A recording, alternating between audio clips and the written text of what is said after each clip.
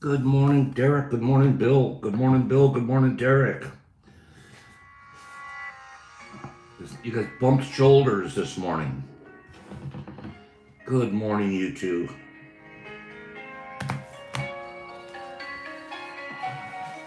Ah, good morning, Nerdy. My good buddy.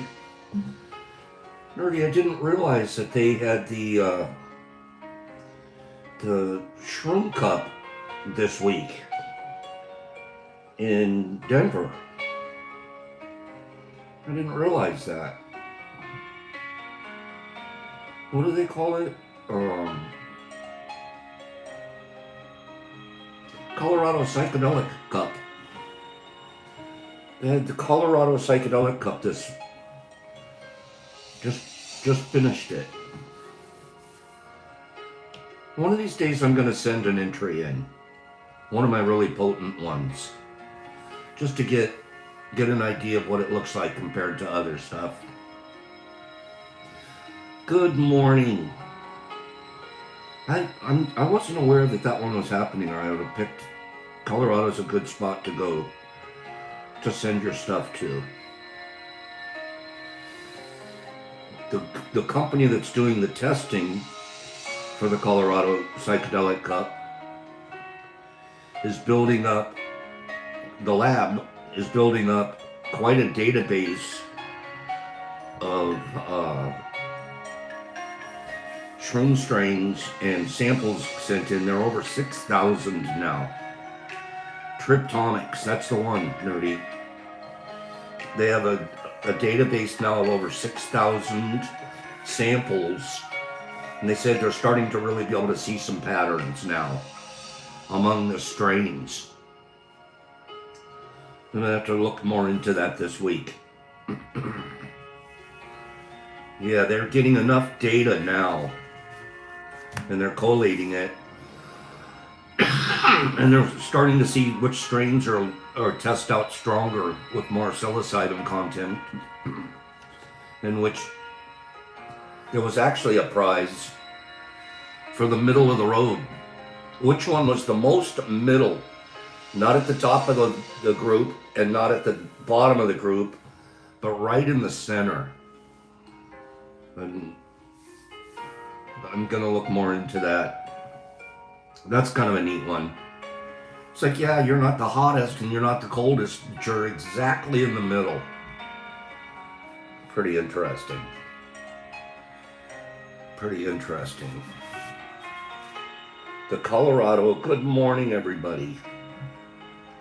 The Colorado Psychedelic Cup.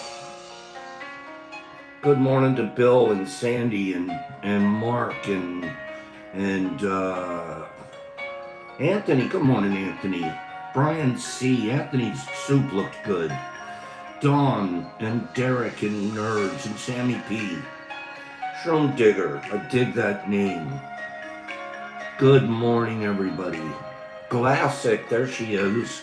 Must love music. There you are. Wizzy the Wazzy.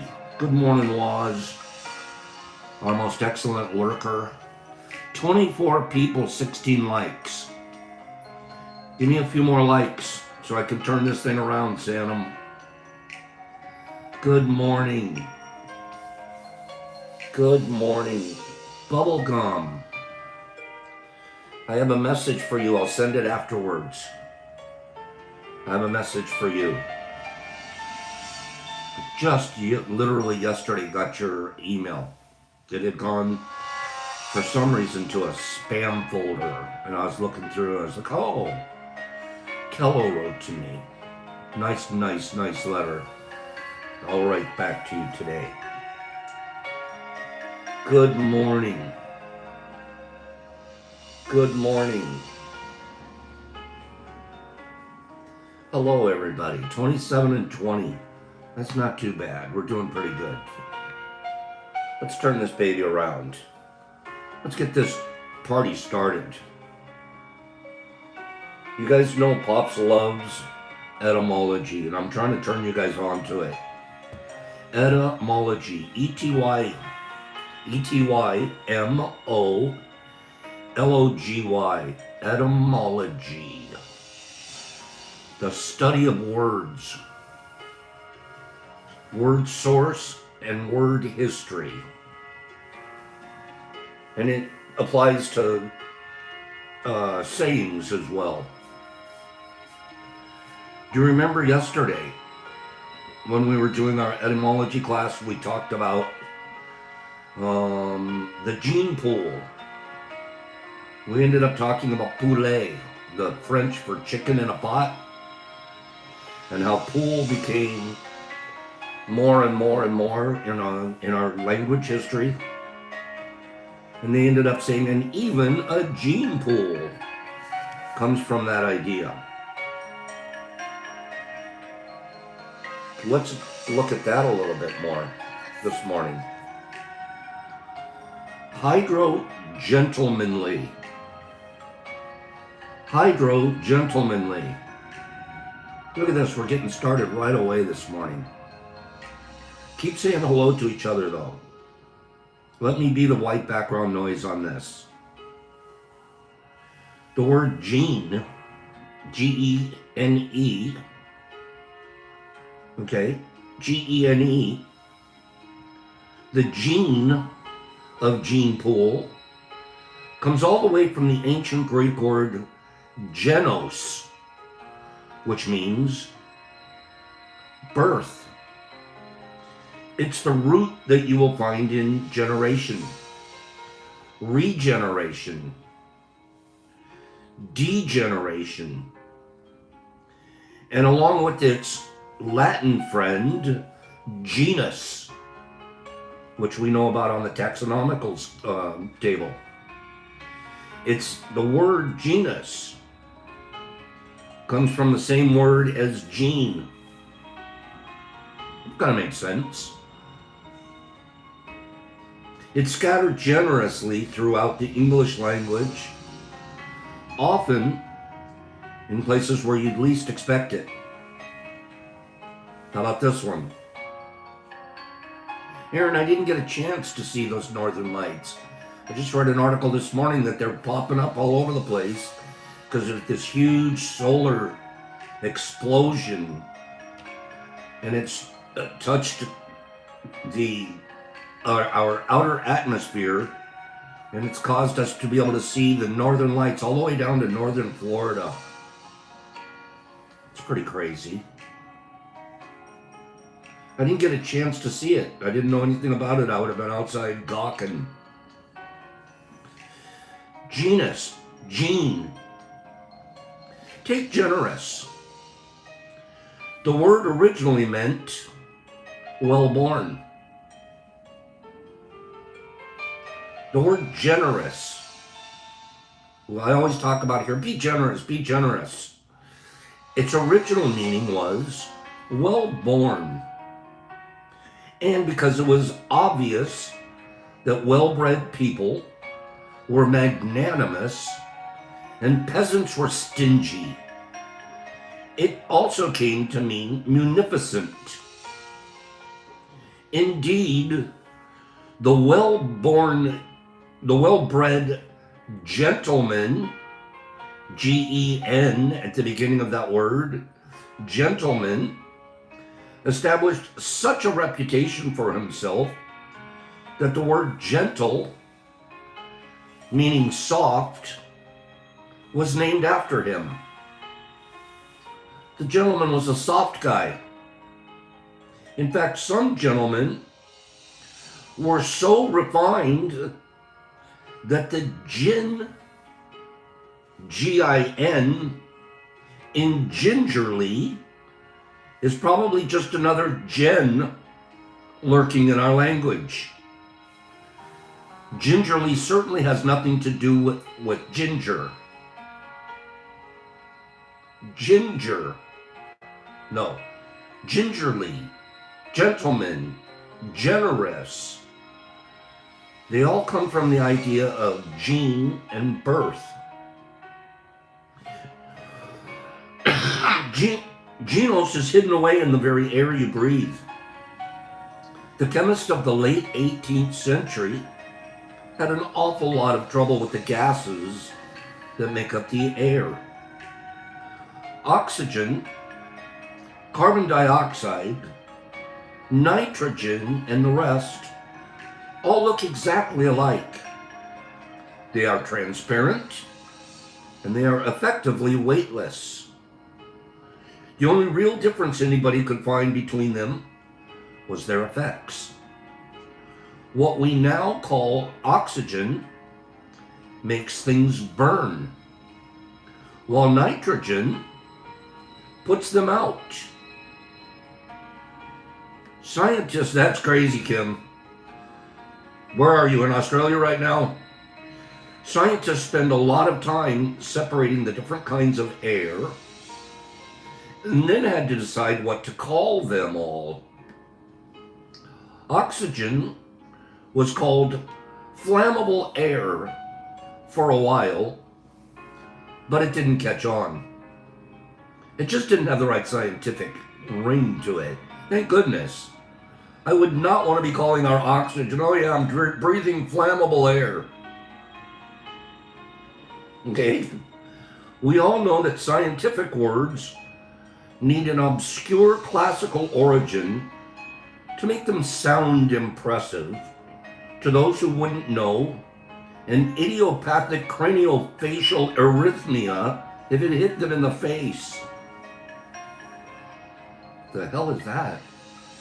Eventually, a Frenchman named Lavoisier decided that sort of air that produced water when it was burnt should be called the water producer. Being a scientist, he of course dressed this up in Greek, and the Greek for water, producing the word hydrogen. Hydrogen, the water producer. The bit of air that made things acidic, he decided to call the acid maker, or oxygen. And the one that produced nitro then got called nitrogen. Argon, the other major gas in air, wasn't known about at the time because it's an inert gas and it doesn't produce anything at all. That's why it's called argon. Argon is Greek for lazy. You don't do anything at all, argon. You're worthless. You're lazy. Most of the productive and reproductive things in the world have gen hidden somewhere in their names. All words are not homogeneous, and sometimes they are engendered in odd ways. For example, a group of things that reproduce is a genus. That's on that taxonomical scale. If you reproduce, you belong to a certain genus. And if you're talking about a whole genus, then you're speaking in general. And if you're in general command of the troops, you're a general. And a general can order his troops to commit genocide, which etymologically would be suicide. Of course, a general wouldn't commit genocide himself. He'd probably assign the job to his privates. And the privates is a euphemism for gonads, which come from exactly the same root that would be too obvious to need explaining.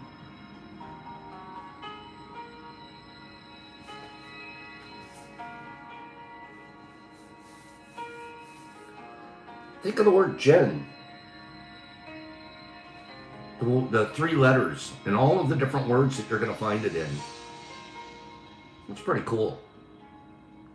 Who wants to know more about gonads? Anybody else want to know a little bit more about gonads? Gonads.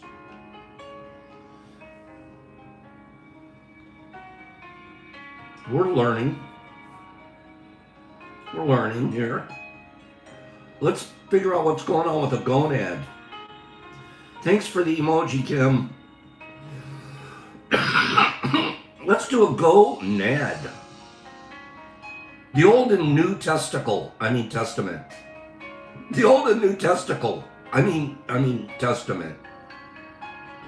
Gonads are testicles. And testicles really shouldn't have anything to do with the Old and New Testament. But they do. They do? What's going on in the Bible? The testaments of the Bible testify to God's truth. This is because the Latin for witness was testes. Testes.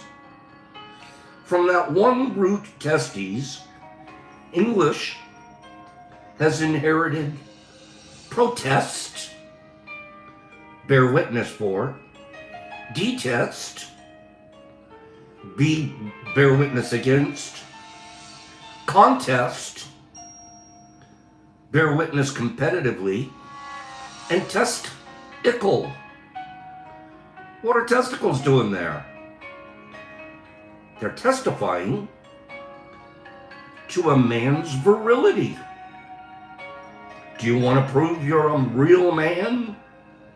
Well, your testicles will testify in your favor.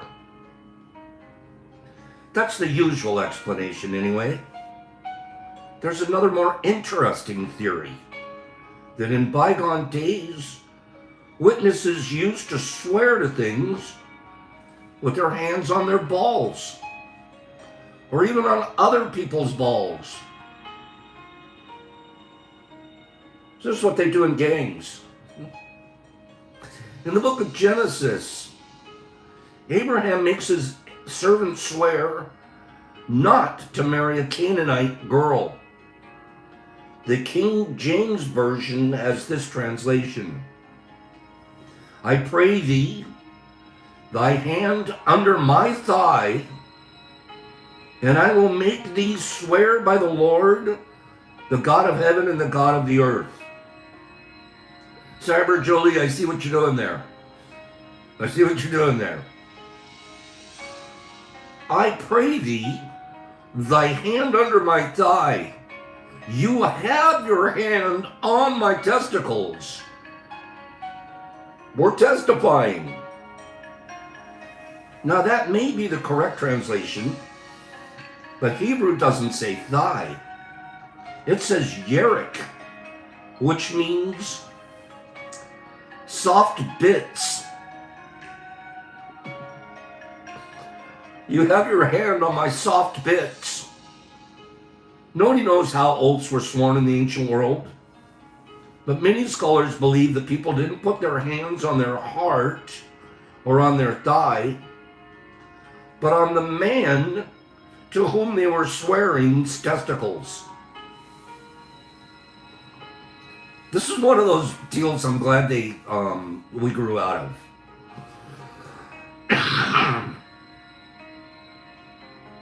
Which would make the connection between testes and testis rather more direct.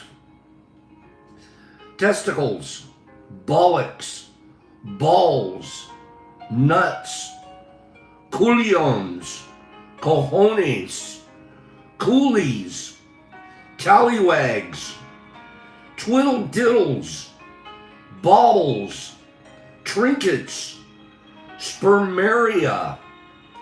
There are 100 words for the danglers, and they get everywhere.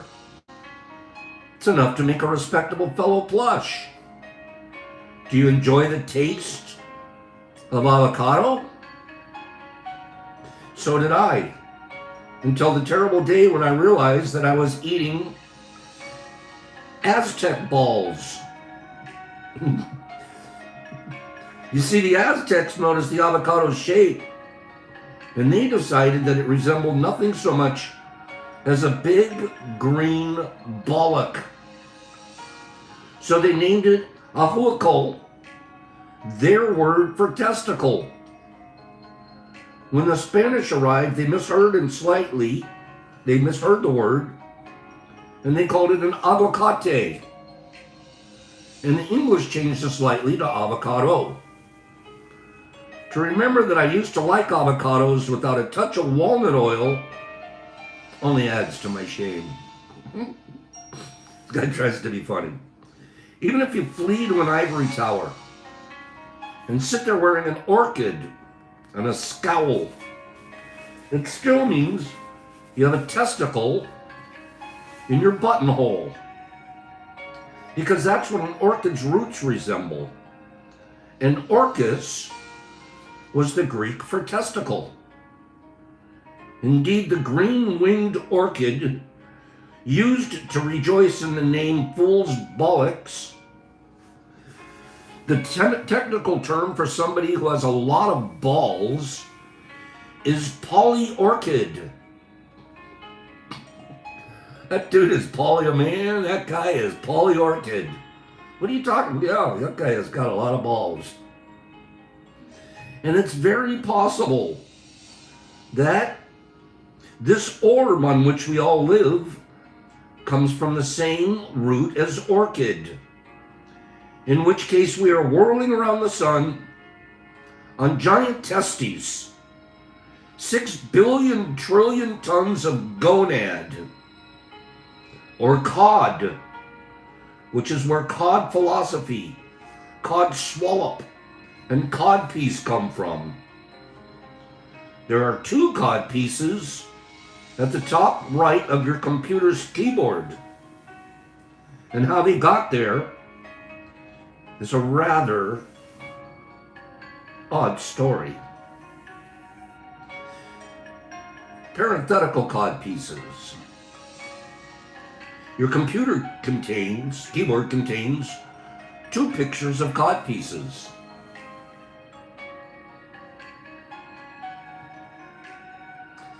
We'll discuss those tomorrow in our etymology class. Our Thursday etymology class. Where the hell are the cod pieces on our keyboard, and what the hell's going on with them? That's our etymology for today. Bob's is I'm iron balls. Pharaoh testes. Pharaoh testes. Testes of de Pharaoh. Okay. Good morning, everybody. I hope you guys liked etymology class.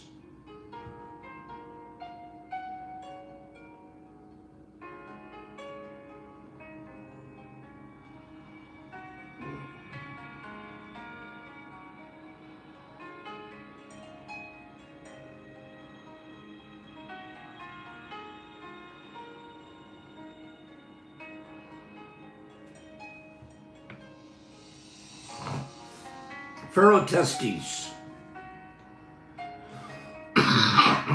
Right? Where's JC today, Higgs?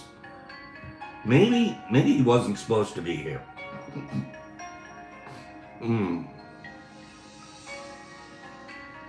That's good what Justin just wrote. So,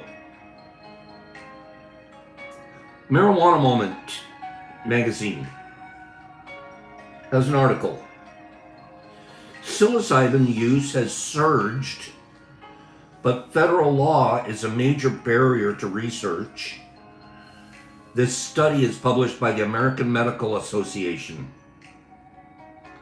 A new scientific review published by the American Medical Association, otherwise known as the AMA, shows that the use of psilocybin has surged in the U.S. in recent years amid the decriminalization movement and in light of promising clinical trial results on its therapeutic potential. But the paper released on Wednesday also points out that current federal laws present a major barrier to researchers gaining a better understanding of the psychedelic substance's true impact. As a result, similar to what's been observed during the state-level marijuana legalization push, public access and enthusiasm are outpacing regulatory oversight and scientific understanding, posing potential risks to public health, the researchers said. An analysis of epidemiological and pharmacological studies on psilocybin-related trends from January 1st to December 31st, 2024, which also examined parallels to cannabis policy shifts, showed a sharp increase in the use of psychedelic mushrooms, particularly among adults aged 19 to 50 years old. The researchers from the University of Colorado said this increase in usage rates coincided with a substantial increase in poison control center calls related to psychedelics. And data from jurisdictions that have decriminalized entheogenic substances like psilocybin reveal more than 20-fold variability in psilocybin potency and inconsistent levels of minor tryptamines across mushroom strains. What's that saying? It's saying there are so many variables and such a wide difference in the potency and the tryptamines and the entourage effect between different mushroom strains themselves. So which strain are they testing when they're testing? Well, we find out really most of it's synthetic. But now if we're going to go and we're going to start testing with the actual shrooms, and we want to keep some kind of control, what strains are we using? What strains are the scientists going to use in their trials and their surveys? I mentioned at the very beginning of today's show, if you weren't here, that the Colorado just had their psychedelic cup, and it's a company, a testing company, does all of the testing for the cup. Triptonics, something like that. And they've been doing it for a few years now. They're much more open about it now because of Colorado's leniencies. But they have over 6,000 samples now of things that have been given to them that they've tested, and they've created this huge database. And the difference between the guy at the top of the list and the guy at the bottom of the list is huge in terms of potency, in terms of how much psilocybin content is able to be tested out of a shroom. And then we know from our own usages, individual mushroom out of the same tub, same size, everything looks same weight, everything, they can have a complete different effect to you. It's challenging. I get it.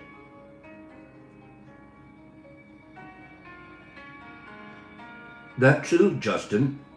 Like, are we dealing with a first stage strain right out of the first spores? Or are we looking at one that we've been, like we do over here, that we've been cloning for years? And just building it up, building it up, building it up. The expanding use of unregulated psilocybin mushrooms combined with high variability in composition and common co-use with other substances, raises urgent public health concerns. Co-use. I've been there. Drinking a beer and taking a shroom. Smoking some weed at the Mush Fest and taking a shroom. There's a co-use there. And it's common. Right? So it's hard to start judging effects, even if you're trying to get survey answers from people. Eggs, we've been there. It's very common co-use. And it's pills too, people, but it's not just pills.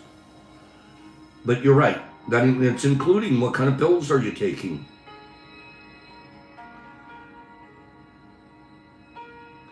Existing clinical data are insufficient to guide harm reduction or policy.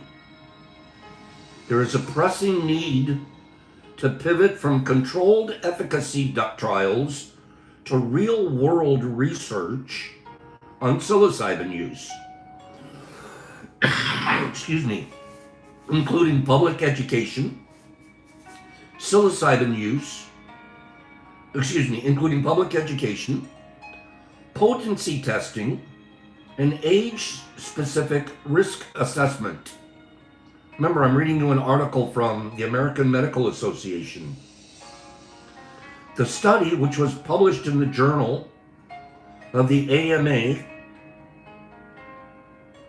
says it's critical that the National Institutes of Health and others in the academic community prioritize research on the risks and potential benefits of natural psilocybin-containing mushrooms to inform harm reduction strategies.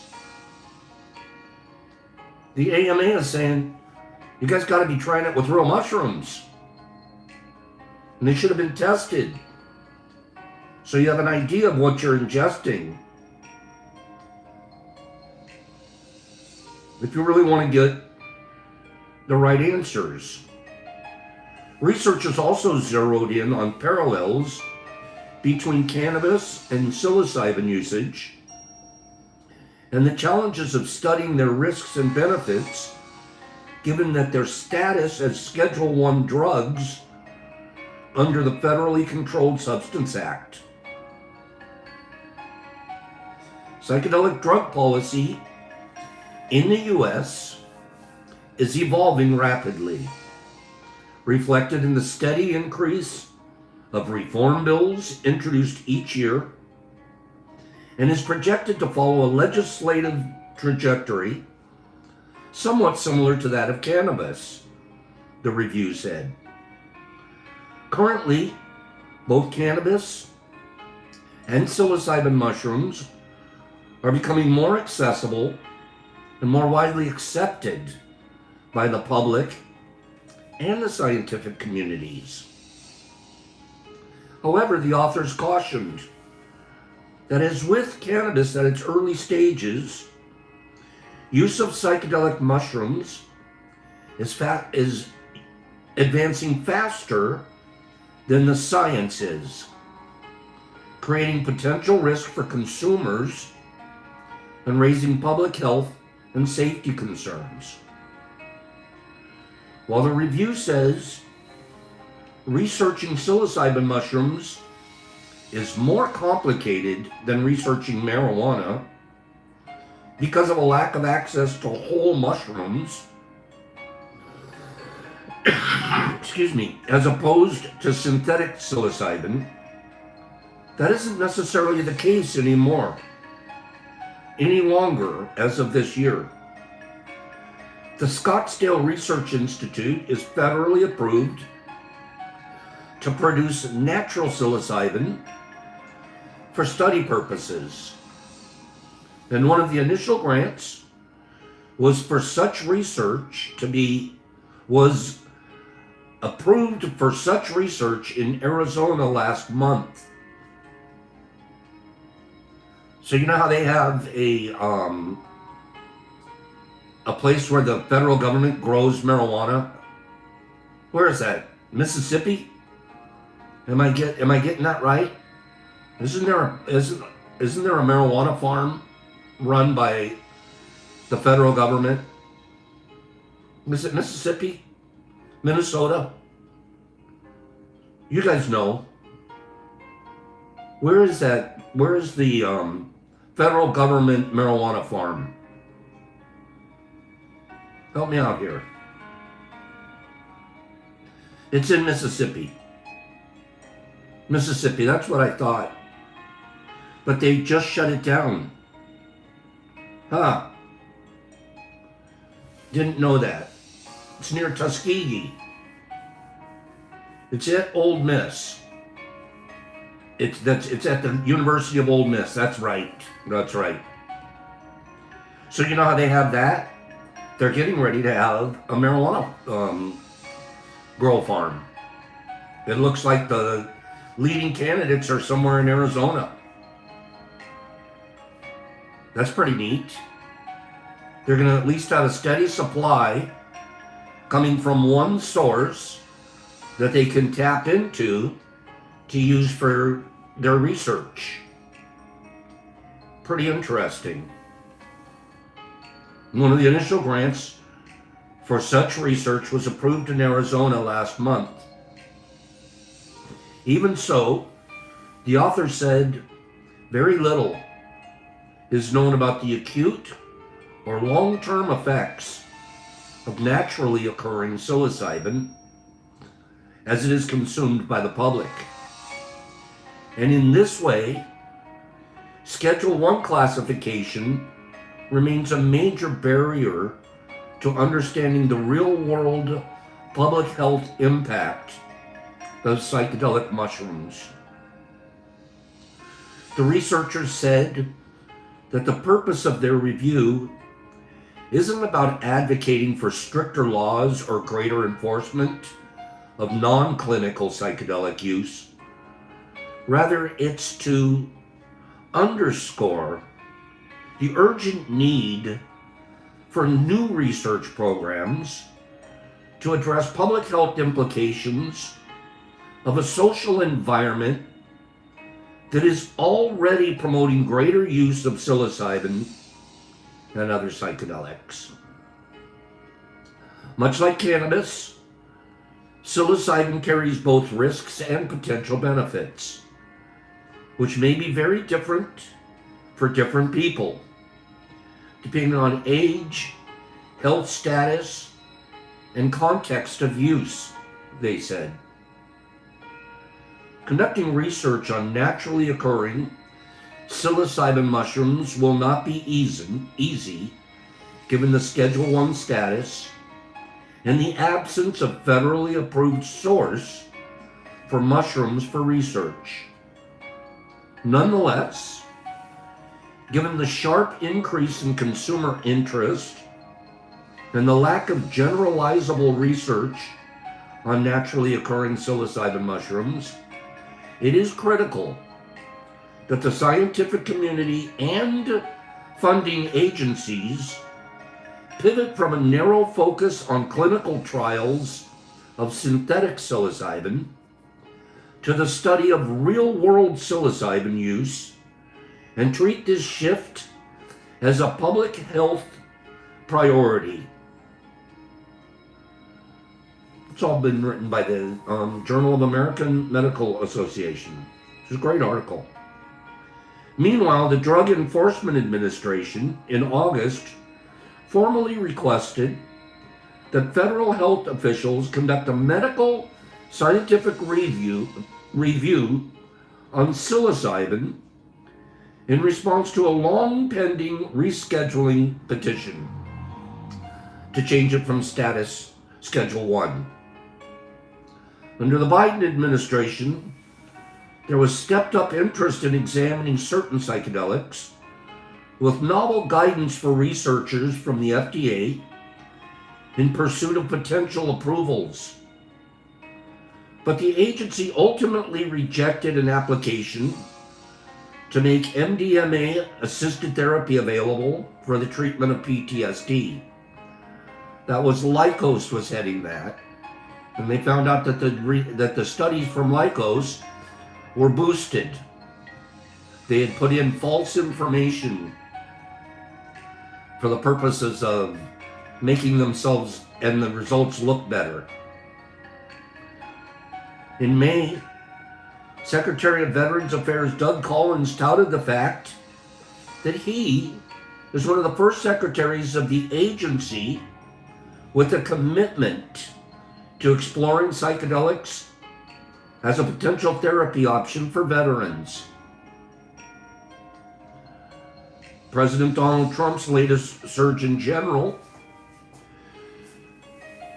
Casey Means, has also been public about her own experience benefiting from psilocybin. Almost done here. Earlier this year, the secretary separately informed Trump during a cabinet meeting that his agency is opening up the possibility of psychedelic treatment for veterans. Great article. They're starting to figure some stuff out.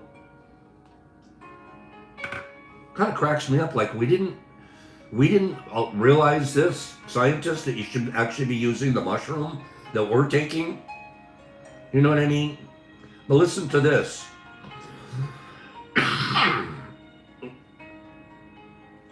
The VA confirmed, I'm looking for it.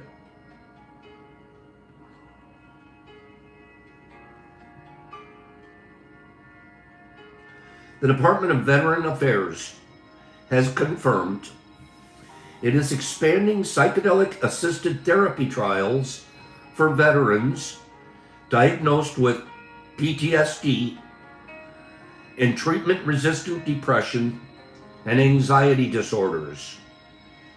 They have opened 9 of their facilities to these trials. 9 VA facilities in the Bronx, Los Angeles, Omaha, Palo Alto, Portland, Oregon, San Diego, San Francisco, West Haven, and White River Junction are all participating in a multi-year study, each designed to test the safety and clinical impact of psychedelic compounds used under strict supervision. According to the VA press secretary, the VA work on psychedelics is at an early stage, and results from these trials will be available in the years to come. This research is just one part of the VA's comprehensive mental health and suicide prevention push.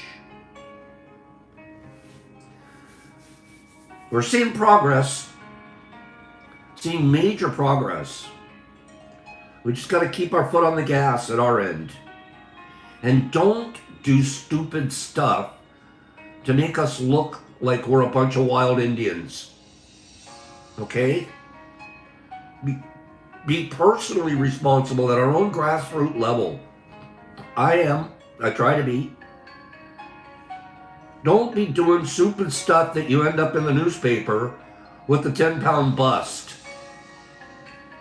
And what else is in the room? All the other illegal drugs, methamphetamines and heroin and all of this other stuff. Notice when they're busting these guys, there's something else in the room. That's usually what their target was. And then and there's shrooms here too. It's really up to us. I mean, we're still pioneers here. It is 100% up to us to be ethical about the way we work with this. To not be pursuing the profit for it. To be doing it for the right reasons. That's really where we want to be. And we can help if they look down from their ivory towers at us and say, you know, the kids know how to play. We don't have to regulate it as much. Look at the kids, they know how to play. They're not up to craziness. Give me 5 people that get what I'm saying. It's incredibly important. It's incredibly important. We're the practitioners.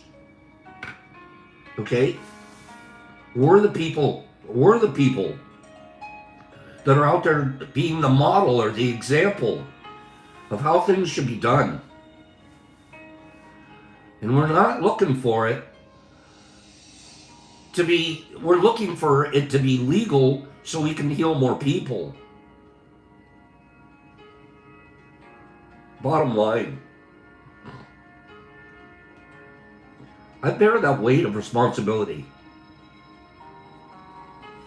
I bear the weight of the responsibility. I mentioned last week about a guy I cut off. I said, I'm not sending you anymore. I didn't tell him that, but I just stopped. I stopped working with him. I felt like what he was doing was irresponsible, and that I'm possibly responsible for the irresponsibility. I'm not always right, and I was making an assumption. I know that.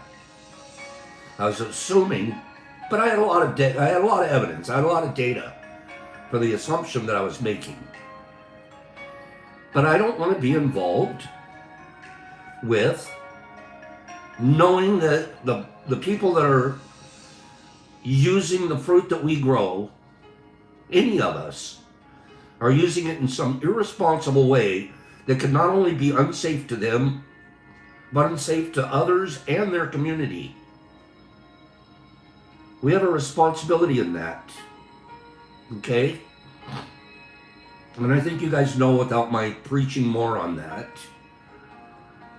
You know, it took a long time for it to work itself out in the marijuana circles, because the big shots that were running the farms didn't want it to go legal because they were making too much money at it. So they fought it because of money.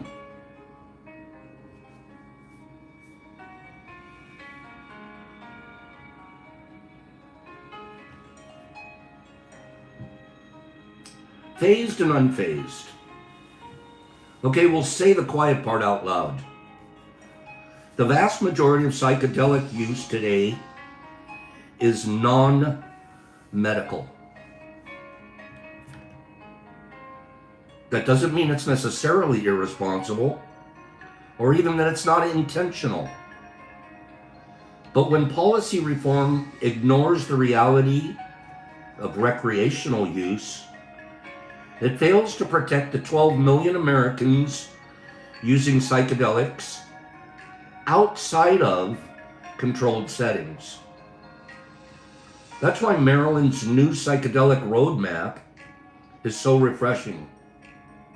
It admits most people trip on their own terms. This week, the state task force released its final report with a 3-phase plan for psilocybin, DMT, and mescaline. Unlike other states, it explicitly builds toward commercial adult use sales. Here's the plan in broad strokes. Phase 1, infrastructure. Create an advisory board.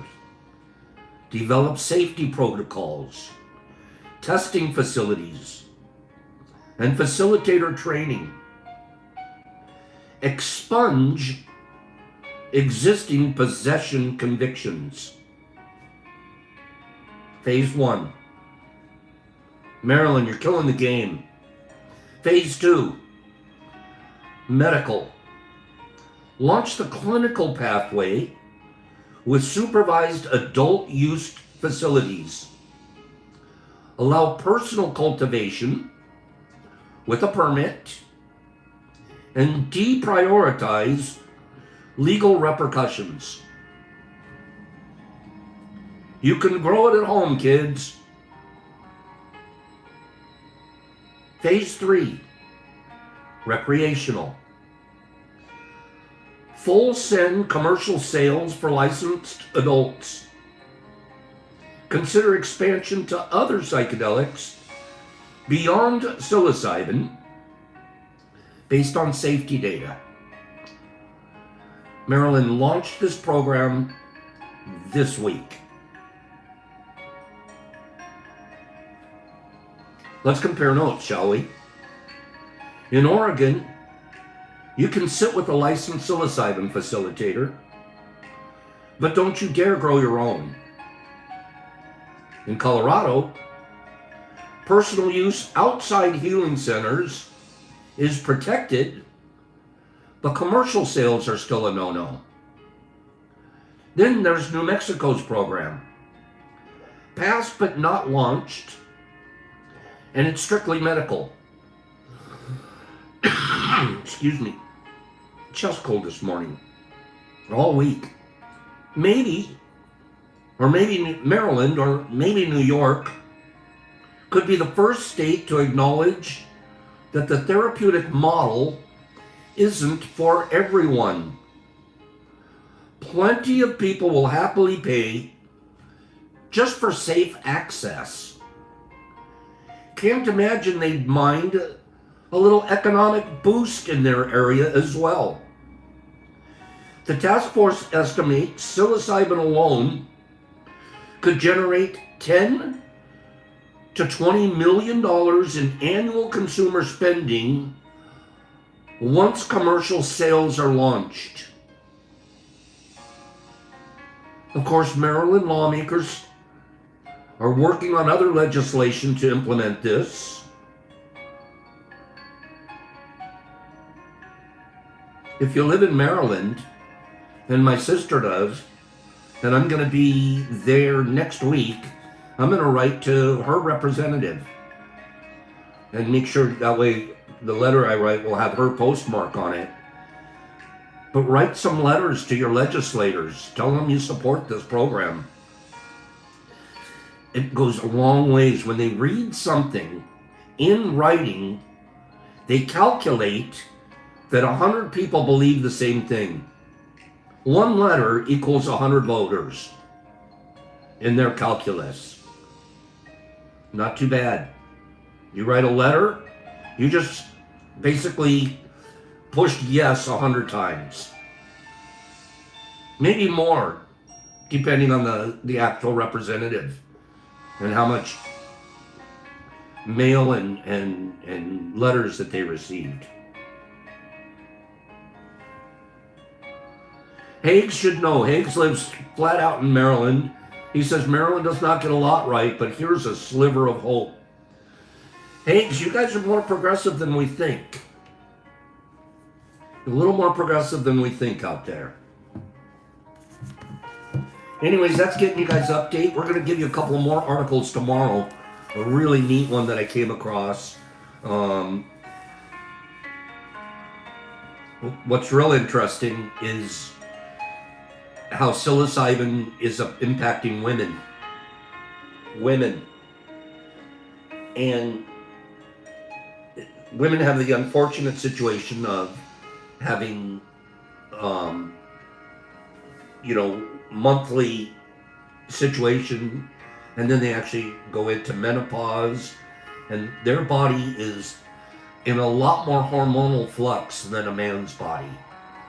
Much more so. So over the course of time, as a woman is using psilocybin, it's impacting her in a multitude of ways, where with the guy, We're keeping it pretty much of a more of a linear impact than the fluctuation of impacts to women. So it's pretty interesting, the science that they're coming up with on that. Women, they can't ever get a break.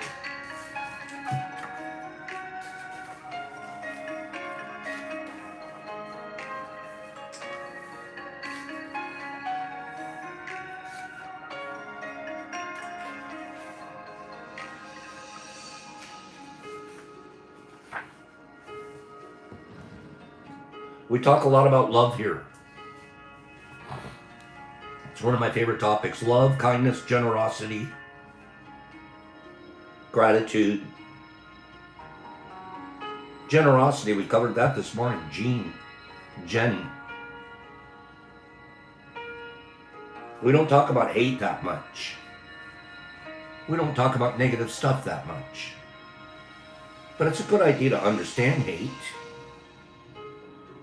We'll look at hate for the next 2 days together. Let's look at hate.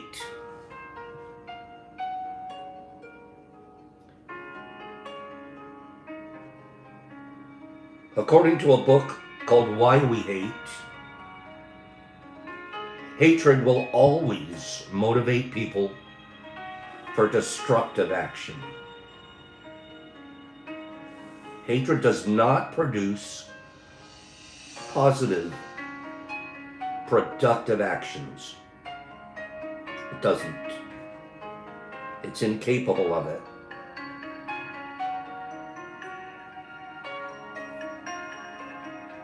When we're experiencing hate, when we even say, I hate that. Well, we say it sometimes in a not really hate, I hate hate. But to even say that sometimes is a little smirch on our clean side of the street. According to researcher Robert Sternberg, hate is a combination. It's not a single standalone thing. It's a combination. He gives examples of the combination. It's a combination of what he calls negative emotions. It includes repulsion. I hate snakes. No, I don't hate snakes. They repel me. I'm repelled by them. But I don't hate them. And yet we've been taught to use the word hate. What if I change that word and like just admit it? It's like, they give me the squeaky jeebies. I think they're going to be slimy when I touch them, and then they're not. They're dry.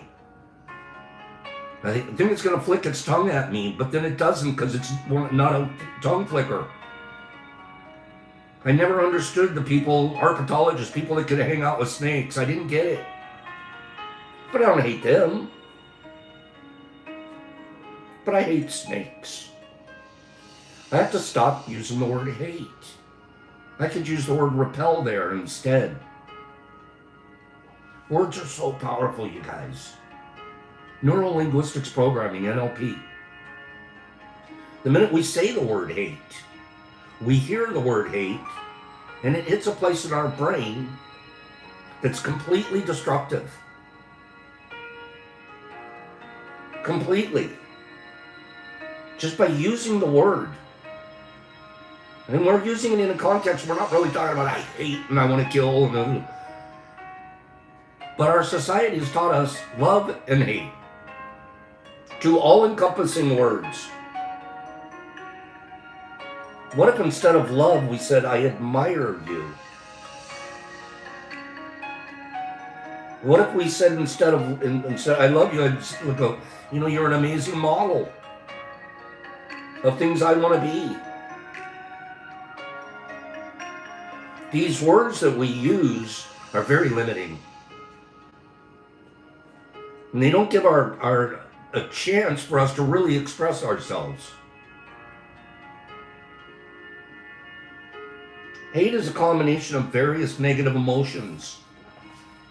It includes repulsion. It includes disgust. That's disgusting. I hate that. Anger. Fear. And contempt. Those are all underlying emotions to hate. And there's more. We feel hate towards individuals or belief or groups that we believe are intentionally malicious and unlikely to change. Hamas hates Israelis. Israelis hates Hamas Palestinians. Do they really hate them? Or do they just look at the group and go, they are unlikely to change?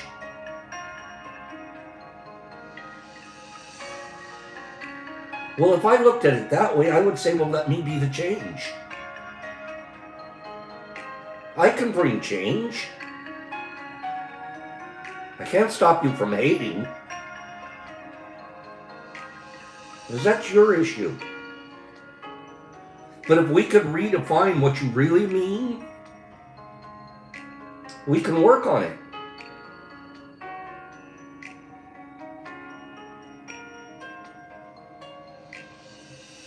We feel hate towards individuals or groups that we believe are intentionally malicious and unlikely to change. I hate the Russians. Really? I don't even know a single Russian, personally. I don't. I used to. My brother-in-law spoke Russian. He was a Russian PhD. He'd have Russians around once in a while. I didn't hate a single one of them. They were all like really cool dudes. He'd go down to the harbor and wait for the Russian ships, container ships to come in and hang around talking to the crew from these Russian ships just so he could practice the language. I don't hate Russians. I've been fed that. I've been taught that. Our society tells us the Russians are bad. Really? Most of them are just like you and me. They have a group of kooky leaders. Most of them are like you and me. Group of kooky leaders that foment it. I can't possibly hate somebody I don't know. But we do. Oh, I hate that. I hate such and such. I hate so and so.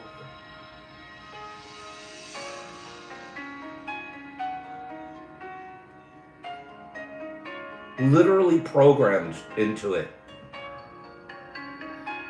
Some people feel it so strongly that they have to go act on it with guns and violence.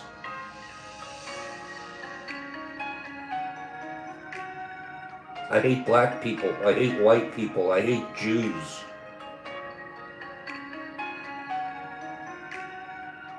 I gotta go blow up a church full of them. That's it. Did that get rid of your hate? Once you were done, did you go, that was a good one, I don't hate anymore?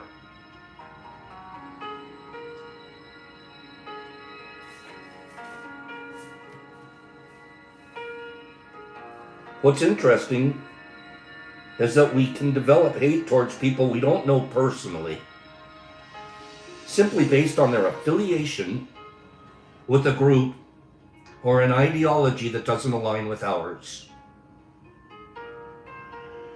Well, if I'm going to hate somebody because of an ideology that doesn't align with mine, then I don't want an ideology.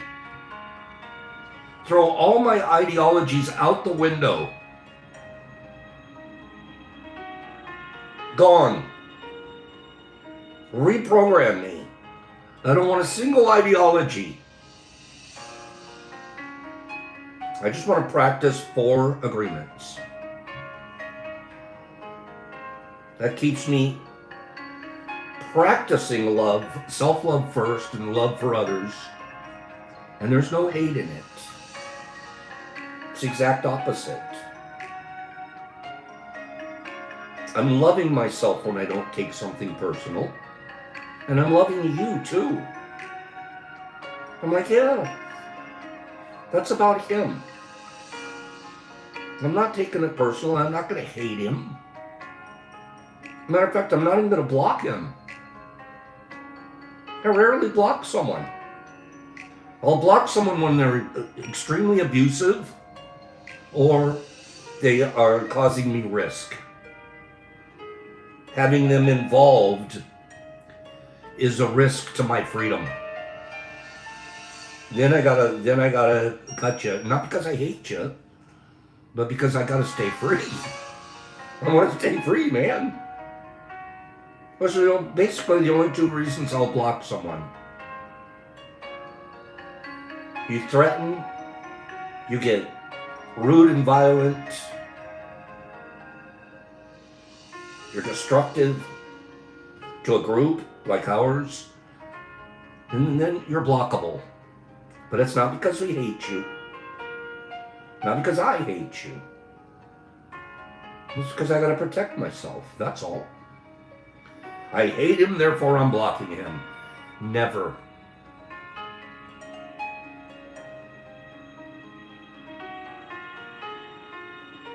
There's a lot of people on the planet whose beliefs do not align with mine. I'll give you an example. A really good friend of mine. Really good friend. This guy's been a friend of mine for years.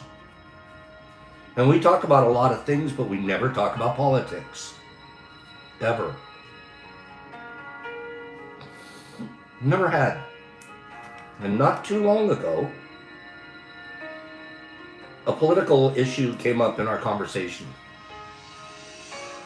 And I was like, oh no, are we going to go here? And he went off on a meltdown. And I started to read into this guy's political ideology that I was never aware of. I had no idea that he was this filled with hate towards groups he had nothing to do with.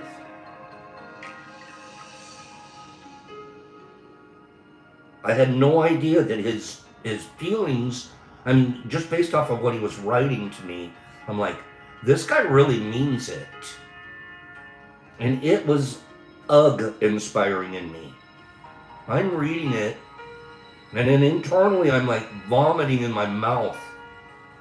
Going, I never knew my friend thought like this. And I asked myself, do I still want to be friends with him? This is like a hidden part of him I've never known. It warped my opinion. I'm still friends with him. I'm not going to deny our years of friendship. But I now have a different look at him. He now comes with this other shadow that I'm like, wait, I'm going to walk real softly around that issue because I remember the shadow. I remember how he feels about that. And to me, it was disturbing. Do I hate him? No. No. That's his issues.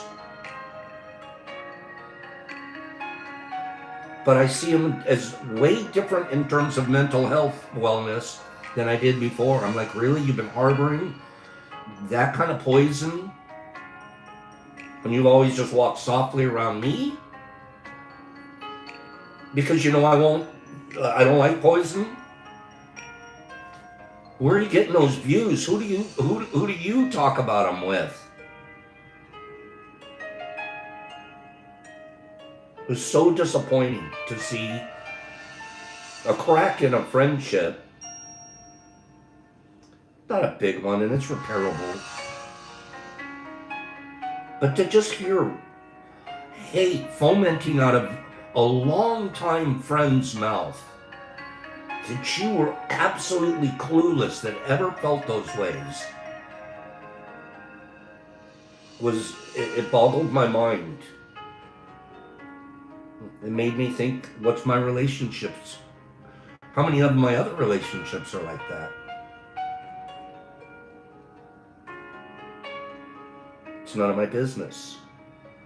Just because his beliefs don't align with mine does not make him a lesser person. That's where I ended up going.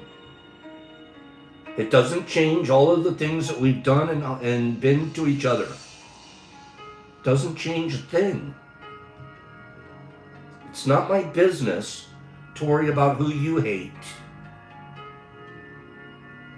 I'm too worried about just not hating myself. Not hating myself, but not involving myself in hate.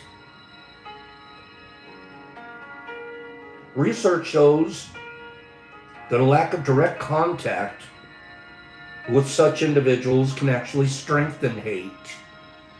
The further we are removed from the group that we hate, the easier it is to hate them more.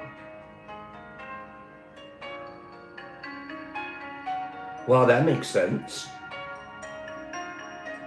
So if I hate Jewish people, but I started going to their temple on Sabbath and listening and interacting with them, would I still hate them as much? Research says no. Research says no, you'll start to get them. You may not change your ideology, but you won't hate them as much. Who do you hate? What do you hate? Do you know how to get over some of it? Go hang around them. Go involve yourself.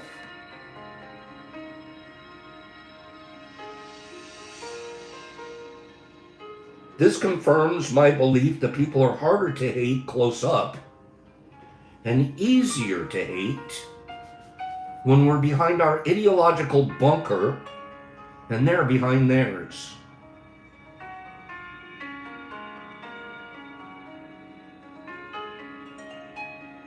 So do I stop hanging around the guy that expressed all that hate to me? To me, not about me. No, I don't.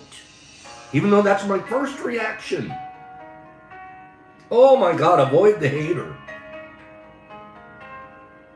Maybe he needs to hang around with somebody who loves more.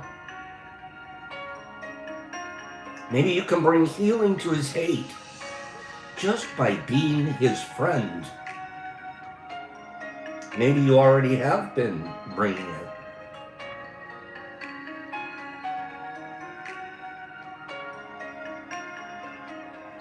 We'll talk more about hate this week, or tomorrow.